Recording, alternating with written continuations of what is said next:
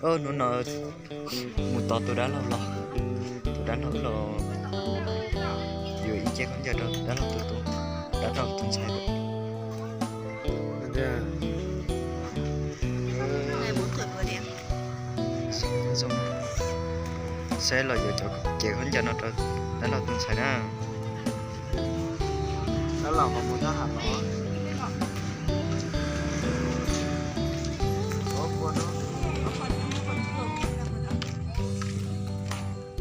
Rồi sẽ con giờ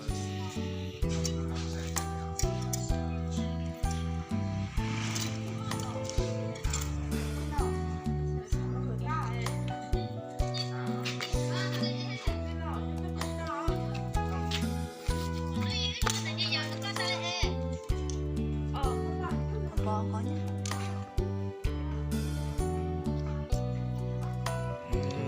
không có thằng giọng nhẹ chào. Có kiểu quá. Sai là cho con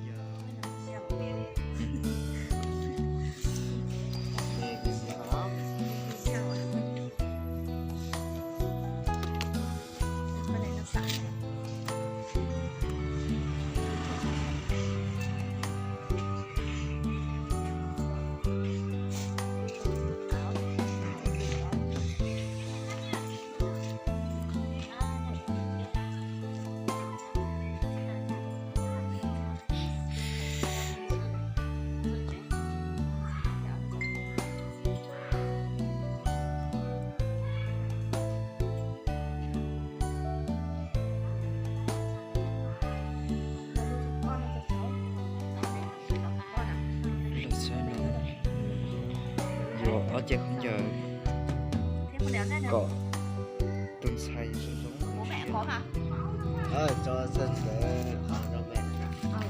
Rồi nè. nó rồi lúc cho đâu Cái này. nhẹ thế luôn đấy. Quần của mẹ có đấy. Rồi lúc cho nó trong điện tay cho nó có dập đây. Này nó lại giãn mà. Ui giờ khá hạt nó tính Quần cho mẹ không? Mẹ tầm bao nhiêu cân?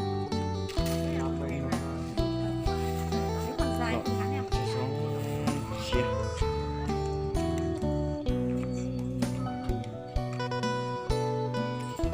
thôi cha nó là mua chỉ lọ này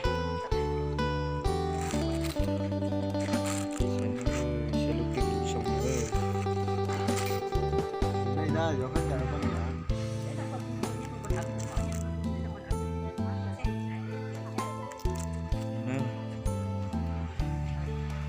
chọn sẽ lúc từ giờ xong rồi dù này dù gì thì tía lợn này thì của nó Con mắt chị không có mà. Áo không có. Bây giờ này phải áo dài. Không áo dài ấy. chưa đâu Hay là áo dép. Áo dép thì lúc nãy cũng có áo đen rồi áo đen.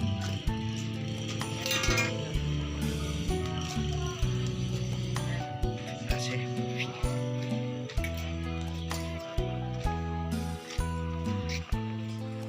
Hai lần rồi. Đẹp mà em. Đấy đẹp mà. giống á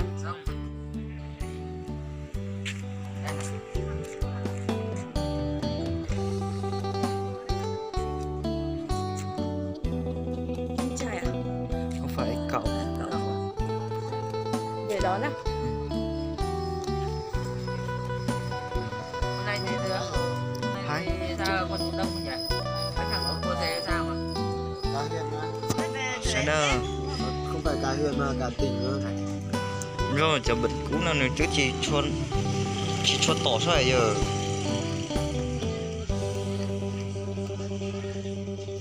dạ dù Có lúc bật. lúc bận nơi chỉ cho ý ấy nơi chỉ cho tỏ ấy rồi cho mình chỉ tỏ Đẹp rồi em. ô dùng độc thổ Rông rồi. đẹp trai xe Này này mà vợ bỏ thì về đấy thêm vợ khác không nhỉ? Vỡ bỏ. Chắc trêu chứ. Vợ đi làm vợ không bỏ. Đây cả huyện Giao đông người ấy nhỉ? Giao quân đông. Đẹp mà hết bằng một giờ sáng. Xong rồi.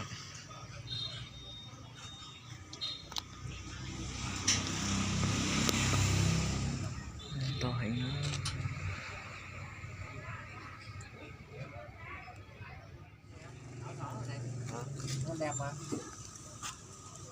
có dấu nào Hồi nãy em mặc gì đấy? sẽ có